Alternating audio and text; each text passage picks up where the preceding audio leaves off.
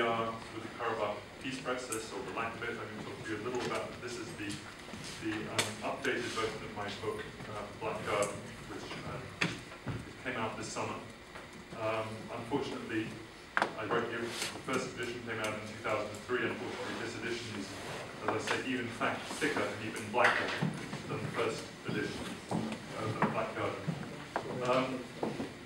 But I first came to Azerbaijan in 1995, my first visit to Baku. So there is good news when I look back on that period, and I remember the Baku I visited in 1995, and I look at the Baku I'm visiting today. There's obviously been a really positive transformation. I guess many of you students, that's you were pretty much in the early grades of school in 1995. But when you look back on that period, a period of great uncertainty, a period of great poverty, if you look at the Azerbaijan we see today, we see so many positive things around us. And sort of everything has changed, but nothing has changed, in the sense that one issue which unfortunately has remained the same while everything has revolved around it is the Karabakh conflict. And of course, it's positive that there's been no new wars since the first conflict ended in 1994. But clearly, this conflict, even though it's not directly visible every day, clearly this is the conflict which keeps back this region. Not just, in fact, Armenia and Azerbaijan, but also, in a sense, Georgia, also, you could argue, prevents Turkey's engagement in the region, and many other positive things. It's the kind of, I would say, the kind of invisible poison that runs through the bloodstream of this region. And obviously, it affects the lives of people who are still displaced by the conflict, particularly on the Azerbaijani side. And obviously, it means closed borders. But also, I think it's affected a whole generation who, instead of growing up with many positive images to read about in their history books, have to mark these black anniversaries every year of the war, and whose politics is still dominated by this sense of the enemy, whether it be Armenia or Azerbaijan. Now, I wrote this book, I did the research for this book, Black Garden, back in 2000, so there's also something to compare with that period and with now. I decided not to touch the core of the book, but just to add a couple of new chapters, and then I'll describe to you what I added. But I did feel, as I was adding the new chapters and looking at the old text, which I hadn't looked at for some time, that somehow I was almost writing about the Wars of the Roses when I wrote about the war of the 80s and 90s. Certainly, we are in a new era when everything here is much more modern.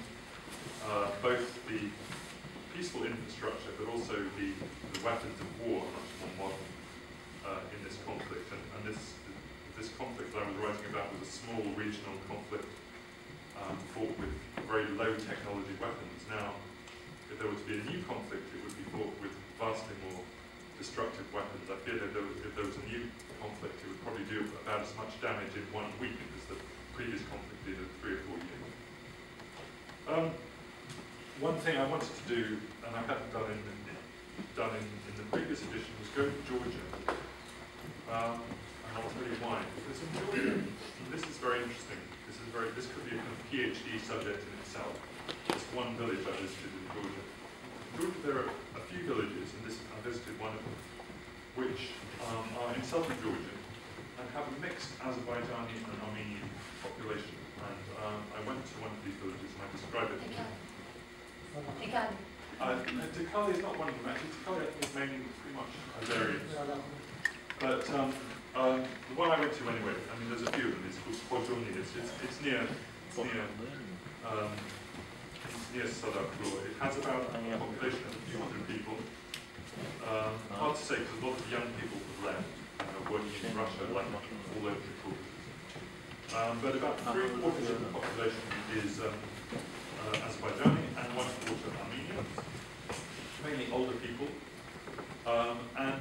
together perfectly normally.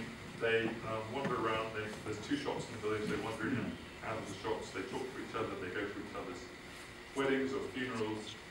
Unfortunately, more funerals than weddings recently. They speak Armenian and Azeri. They speak a bit of Russian, which is what I spoke to them in. They almost don't speak Georgian. That itself is interesting. The only Georgians I met in the village, I was there for most of the day, were a couple of border guards, Georgian border guards, who came by.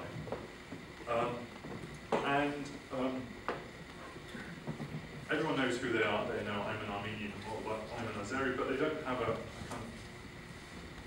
conflict with one another. Now, this village is about 2 or 3 miles from the Armenian border, maybe 20 miles from the Azerbaijan border. So this is an interesting question, isn't it? This is the region which is defined by the conflict between these 2 nations, Armenia and Azerbaijan. This is a conflict where pretty much the entire Armenian population left Azerbaijan, the entire Azeri population left Armenia. Yet, just a few miles from the border, you've got Armenians and Azeris living together.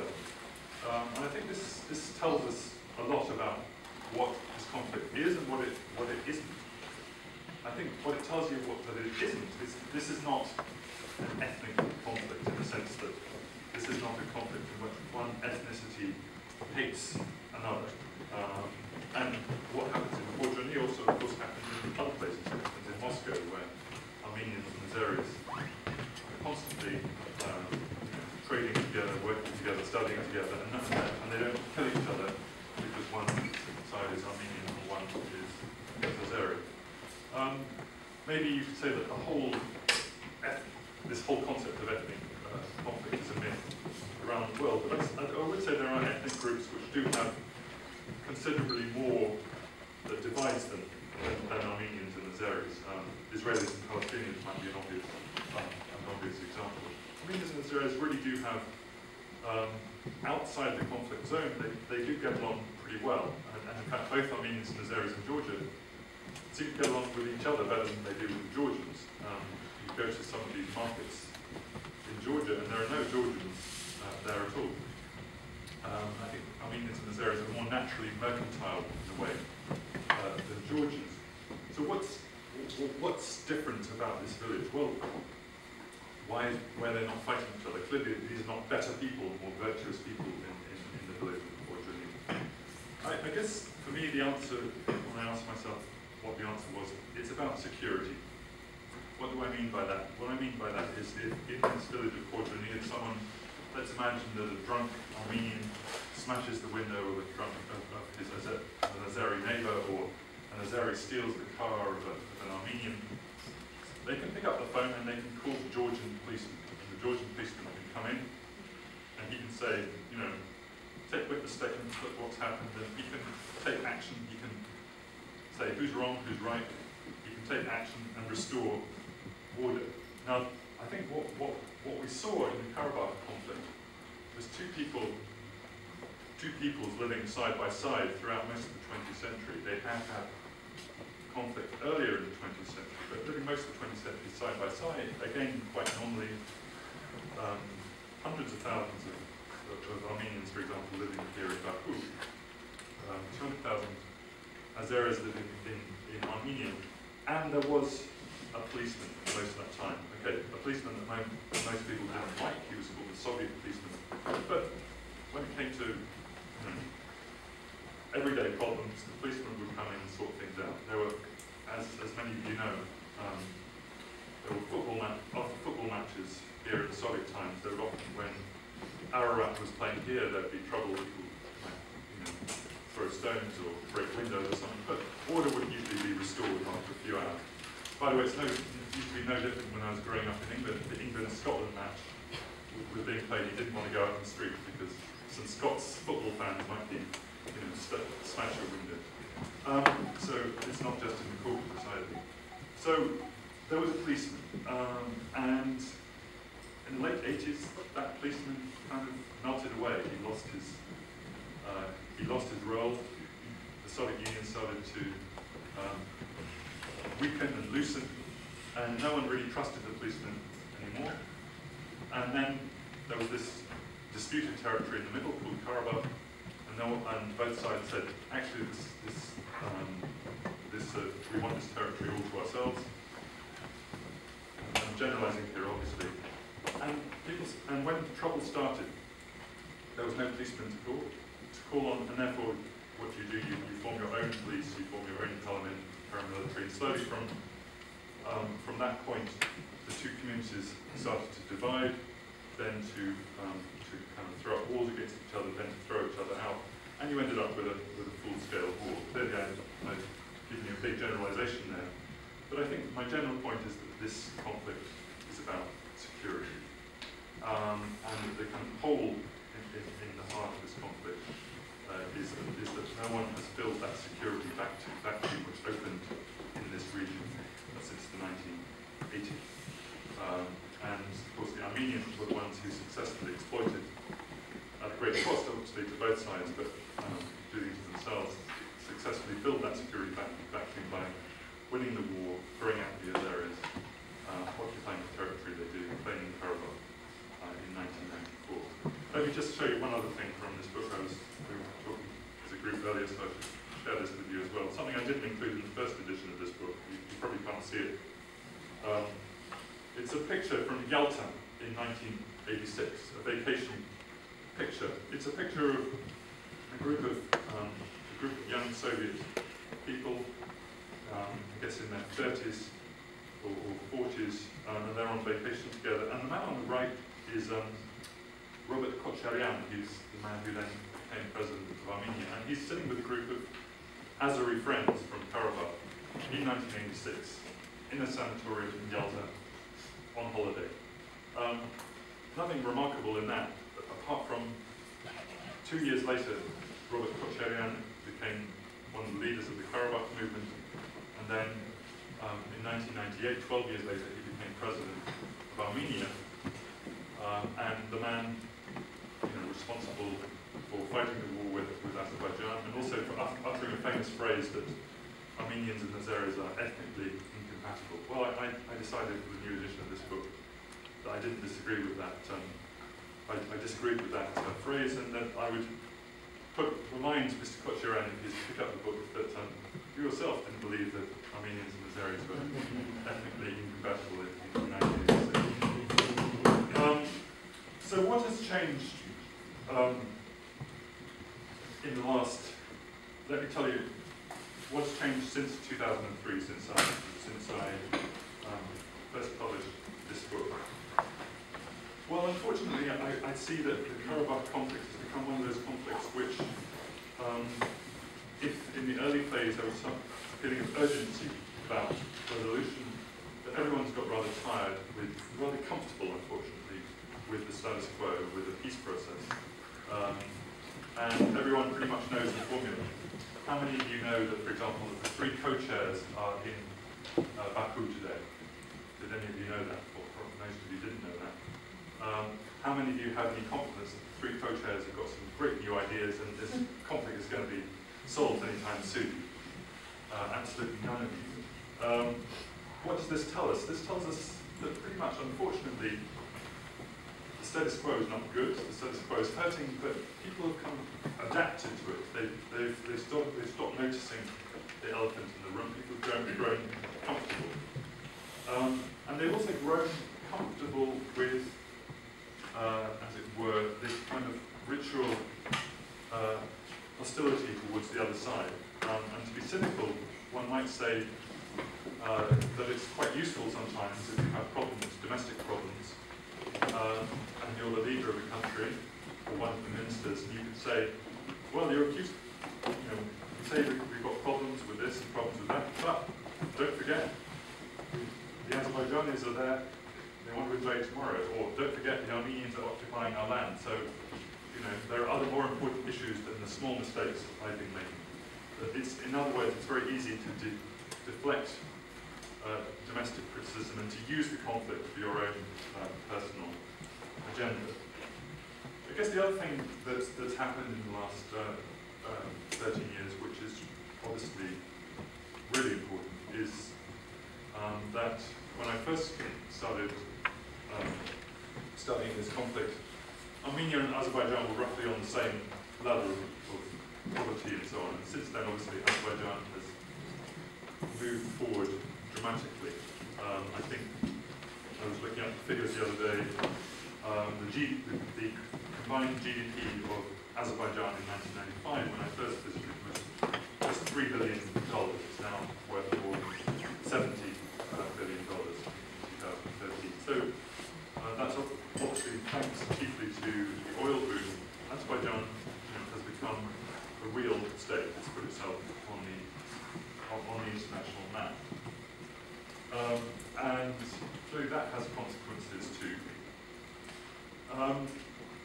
It means that Azerbaijan has more levers to stop, for example, any state recognizing Karabakh, the secession of Karabakh, which is obviously a very important key. And yet somehow, again, everything has changed and nothing has changed, because you could say that this balance of forces that still applies, in which Azerbaijan now has the diplomatic and economic strength, but the Armenians still control the land in the middle of the dispute. So I would say that something I hear from both sides, and I do travel to both sides as often as I can, is this phrase that somehow time is on our side. And in Azerbaijan, the argument is, well, we're growing stronger every year. Armenia is a weak country going nowhere. Armenia has an emigration problem. The population is actually falling. People are emigrating. If we just wait, maybe 5 years, 10 years, Armenia will be in a weaker position, and Armenians will finally give us what we want. That's kind of pretty much this narrative I sometimes hear in Azerbaijan. And the Armenian narrative is, well, every year that passes, we just normalize the situation on the ground. We just built a new road in Karabakh. We just built a new factory here. We're just basically creating a new reality in which Azerbaijan is completely distant, in which the younger generation grows up and doesn't even, Azerbaijan for them is like Mars. And eventually the world will accept that this place has nothing to do with Azerbaijan and recognize reality. Well, I'm kind of skeptical about both those narratives. I think the Azerbaijan narrative is incorrect, because I think Armenia is definitely going nowhere, but it's not a failed state. It's a state which, despite its many weaknesses, still has the basic state capacity to defend itself. Where it lacks the capacity, still has the Russians to call on for military assistance. And the Russians are also interested in the balance of power. And I think the Armenian narrative, I think you would probably be the first to tell me, is also flawed, because I don't think Azerbaijan is going to give up its claims to its lost territory anytime soon. This is still national trauma, it's still deep with this society. So if time is on no one's side, then why is the peace process not more active? Why are we not seeing urgency? Well, I guess various reasons. One of them I've already mentioned, which is this kind of the way that the conflict gets used politically and ideologically. Another one is that it's simply not, for various reasons, I would say it's not a first-order priority internationally. It's not a third-order priority. I would say it's not a second-order priority. It's something that Europe and Russia and the United States and Turkey care about, but they don't care about it sufficiently to say, to clear that the Secretary of State Kerry is going to clear his schedule and say, next month I want a 2-day peace conference on Karabakh, and I'm going to promise a new $10 billion US aid package, and we're going to ask the Senate to approve 10,000 American peacekeepers to be sent to Afghanistan. I'm afraid that it's a nice idea, and it would certainly, I think, if he did think like that, maybe the conflict would be solved, but it's simply not going to happen. It's not a big enough priority. It's a big enough priority for the conflict to be, people to be vigilant, people to manage the conflict, people and the international powers basically to kind of test out new ideas, but not to force them on the parties. And so the ball gets kicked down the road, nothing happens, and we move year to year. In a sense, the Minsk group is a kind of something which was invented in the 1990s when there was a war going on, the two sides were much weaker, and it was more possible, I think, to come up with good ideas, and two sides were much more receptive. Now these two states are much stronger. The Minsk group is still what it was, a group of kind of senior but not so senior diplomats. But the capacity of the two states has grown much stronger. And my question really is then, why have we stuck with the same dynamic? I think the Minsk group has a perfectly good role to play, but basically it's not a mediator who solves the conflict. The mediator is the person in between. If you've got a problem with your neighbour, or with your marriage, and it doesn't go well, you don't blame the lawyer, you go and talk to your neighbour, or you talk to your spouse. So I think, really, if I have a recommendation, it's for the two sides to say, well, what do we want here? And I think there are two answers to that question. One answer to that question would be, we want to defeat the other side, and we believe it's possible, by diplomatically or perhaps militarily. I believe the evidence of the last 20 years shows that that's not possible, that there is a balance of forces, and Karabakh will not be an independent state flying its flag at the UN, and also Azerbaijan also stands no chance at the moment of getting it back. So in that case, if you're not going to defeat the other side, and again, I've generalized a bit, we'll talk more about that, then you really have no option but to work with the other side and decide this is a hole that we're both in, this is a problem that we share, and we've got to cooperate with the other side. Clearly we have our fundamental interests and things that we believe in, which we won't surrender. But we will talk to the other side, and we will try and come up with a creative way of solving it. And if the Minsk group is not doing a good enough job, then we have to find our own people. And I've already said this a couple of times today, and I will say it in this setting as well. Each president nominates a negotiator, nominates an aide who they trust. Go and those two aides go and meet in a hotel in Geneva or Paris or New York or Tbilisi or wherever, and talk for hours and hours, get to know each other, explain what the red lines are, and then talk together on behalf of each president about what is possible and what is not possible. And so cut out the Minsk group if you want their expertise about some of their ideas on this and that. I'm sure that it's healthy, but if they haven't solved it, then you really ought to be the ones to solve it yourselves. And I think it's a rather bizarre framework we have here, in which the foreign ministers meet every 3 months, the presidents haven't met for 2 years, and when these meetings happen, they only last a few hours. Is that going to be enough to solve the conflict, this complexity, when there's almost zero trust between the two sides? So you're never going to establish trust, but you can establish more mutual understanding if you nominate people from either side to meet together. So that would be my first suggestion for solving this conflict. I'm actually, I suddenly see it's 5 o'clock. I was going to talk for 15 minutes, I think I talked 25. I'd like to leave some time for questions, so I'm going to stop here, and I'll be delighted to answer your questions. Thank you.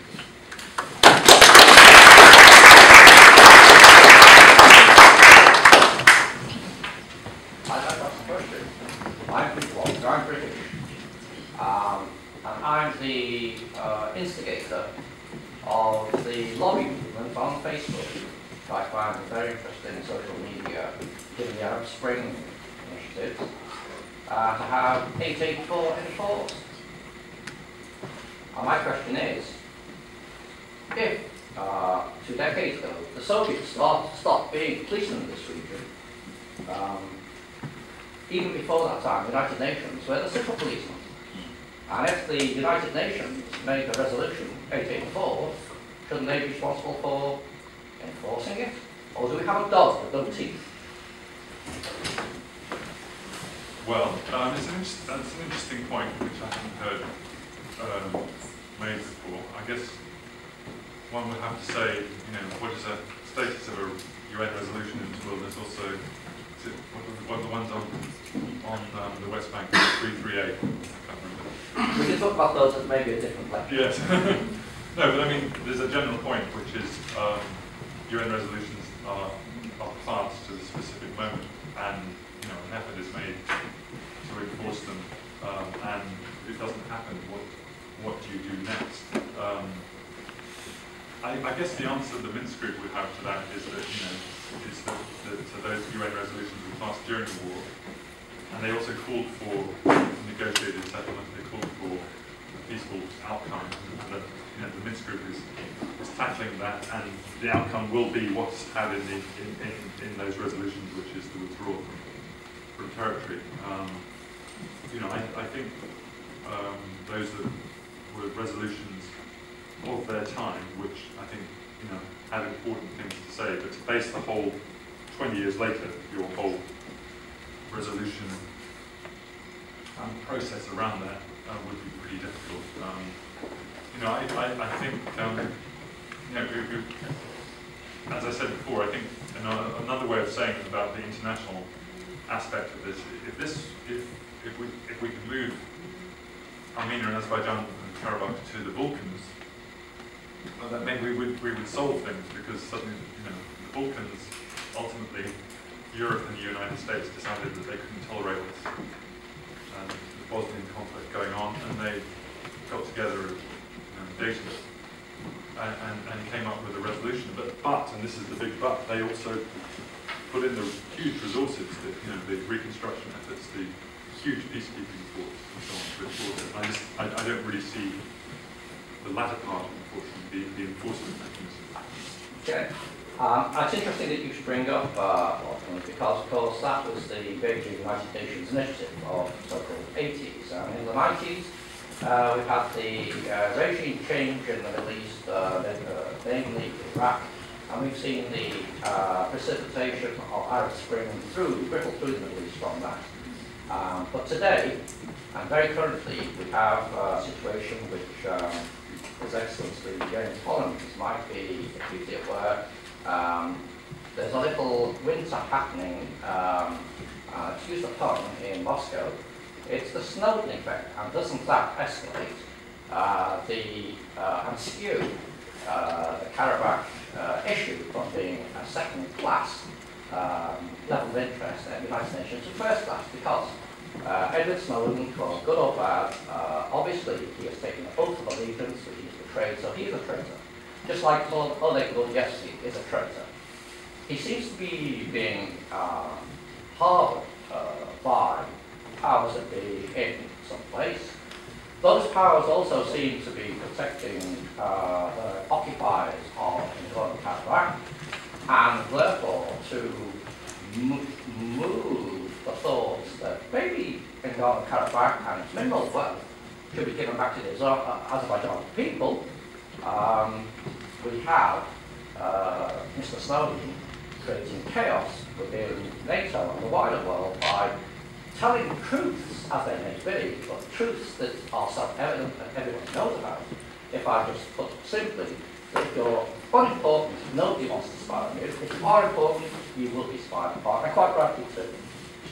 So I believe that the Snowden effect is having an elevation of Karabakh into Division 1, and that now we have Karabakh on the forefront of international agendas, and it's a trade-off point in the Snowden fiasco. Wow. I don't know if I more than said that from congratulating and managing to link up Edward Snowden and Karabakh. I mean, all I would say is that I do believe, I think Russia is a factor in this conflict, but I don't believe it's the primary factor. I think that if Armenians and Azerbaijanis want to solve this conflict Russia is not going to stop them. And in this book, actually, I would trace, I trace Key West and Breakaway and Kazan, and I've known all of the last 5 or 6 US co-chairs. At no point have I heard any of those co-chairs tell me they really wanted to do a deal, but then the Russians whispered in someone's ear and stopped it from happening, or the Russians. I never heard that once from all of them. So, and never have I heard a US co-chair saying, they've come and asked us to cut out the Russians from the peace process and us to take over. That suggests to me that the Russians are a secondary factor, often a complicating factor, but they're not the factor. But I would Yes, please raise your hands and wait for Mr. De Waal's permission to talk. Okay. And please introduce yourself. Thank you. I have a short one. I have 2 questions. One question. I think the Balkan example is one because unlike the Balkans, we don't have a broker here who's got the will and the capacity to push for peace. Russia has been a period of confusion. It's not clear about its interest in the Nagorno-Karabakh conflict, no matter if it's a complicating factor, secondary factor, not. But it's not Russia's position or influence in this conflict is not comparable to that of the West, Europe, or the US in the Balkans. And the Balkans was definitely more complicated than the Nagorno-Karabakh at the beginning. So it was largely due to West support. And the second, and it was very interesting to hear your point about the security element, which reminded me of there's a concept in international relations theory literature, ethnic security dilemma, and suggested by Baron Coulson. And that reminded me very much of that one. But I thought, at least I had that impression from your book, that you were suggesting the opposite, particularly in the short statement by Robert Kacharyan, where he says they were the socio-economic grievances, they were security concerns, but it wasn't security, but something else that caused the outbreak of the conflict. And there I think it was, at the beginning you said the ethnic element had been overemphasized. Perhaps it's a territorial conflict with a strong ethnic element. Because, from the discourse also shows that at the very beginning of all, if you look back to the 1980s, unlike the South Ossetia crisis, for example, conflict in the 1980s, when the beginning was very benign and then it moved into malign picture. In the Nagorno-Karabakh, from the very beginning, the discourse was about correcting historic injustice. The factor of belongingness to the Nagorno-Karabakh, or the fact that the Nagorno-Karabakh being ruled by an inferior Azeri or by barbaric Azeris, I think that has played a very important role, and that's the central element. Because if you look back at the 1999 Minsk proposal, in the package deal, the Nagorno-Karabakh was getting almost de facto statehood. It had its own flag, its own currency, its own police force, military, everything. What else would an entity like that want? I think in the core, it's not the security, but the ethnic element that plays an important role. And this distinction, I think it was very important for you to make, because this distinction is very important for the peace process, for the nation, to make sure if there's any hope at the end of the tunnel or not. Right. I thank you for your interesting points. I think clearly, ethnicity, nationality is important here, and the issue which you go all across the Caucasus about the survival of our ethnic group, and you mentioned Ossetians, very even small ethnic group who have those concerns, and those of us who come from big nations who sometimes need to remember what it's like to be a small nation where you sometimes feel your whole survival is under threat. So I think that's a point well made. I would still go back to the point. It's about protecting your identity through survival. And I don't think initially, at least, it was about throwing out all these areas and throwing out the Armenians. That became, as the conflict escalated, that's that became a kind of secondary point. So it was, at first, I think, for the Armenian side, it was, oh, we'll join Soviet Armenia, and these Karabakh Azeris can stay, and Armenians can stay in Baku, and then violence escalates, and then people get radicalized. And I think this is also something that happens in ethnic conflicts, is most people are pretty passive about their own identity and nationality, but when violence happens, they're kind of forced to choose who they are, and you saw this in all these mixed marriages in this region. People were forced to say, are you Armenian or are you Azerbaijani? And if they couldn't choose, they usually left. And then in Moscow and in Massachusetts, you still see these Armenian Azeri married. Yes, but I think as long as they don't talk about Karabakh, it's okay. As long as they talk about Karabakh, I mean, that's. I think at the very beginning of the discourse, when the conflicts of back to break out, a central element was correcting the demographic mistakes by Baku against Karabakh. One of the arguments of Karabakh is that Baku has been causing the decrease in the Armenian composition of Nagorno-Karabakh. So the Azeri element was absolutely artificial, because Nagorno-Karabakh has always been purely historically Armenian land. But I think it's a good puzzle overall, bearing in mind that it's not, the ethnic element perhaps might be getting weaker, or maybe can be weakened in the context of all these positive developments. I mean, positive phenomena like Azeris and Armenians live very well in Baku, and Azeris and Armenians enjoy very good relations outside the conflict zone. So that's a good point to make. Okay, thank you. I don't know, please, Orange. Yeah. I have journalism background, and I work in the humanitarian sphere here. So I've been here for like 7 years. So I kind of agree with your comment concerning the Minsk group. I'm one of those who kind of see it as a failure. Maybe if you don't see it that way, but I think they've failed in whatever role they've been playing. If you assess the opinion of those who they actually work for, which are the victims, you will see that they don't even know what the Minsk group has been doing so far. But there is something you didn't mention, which for me I think it plays a bigger role, which is the Turkey factor. You know, what role has Turkey in all of this? And I see Turkey as an important piece than even Russia or the US. If you consider that most of the hatred that Armenia has comes from whatever, thing they felt Turkey has done to them. So in so many of the things I hear, I think most people have not emphasized what role Turkey can play, in achieving this peace. So what do you think? Okay, thanks for that.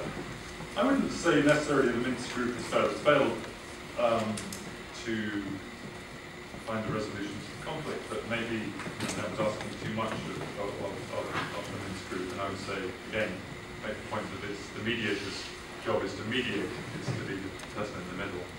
And it's really two people having the argument who really need to sort out that problem with the assistance of the mediators.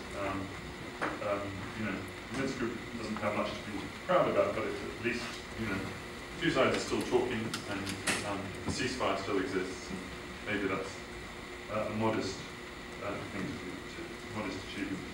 Well, Turkey, I agree, but I think Turkey could really have a very positive role to play in this conflict. But I think Turkey has always been a bit confused. Turkey has its own bilateral issues with Armenia about 1915, about genocides, and all those important issues, and it has issues about what it wants to do in the Caucasus. Sometimes the two coincide, sometimes they don't. And I also get the impression that Turkey sometimes doesn't understand this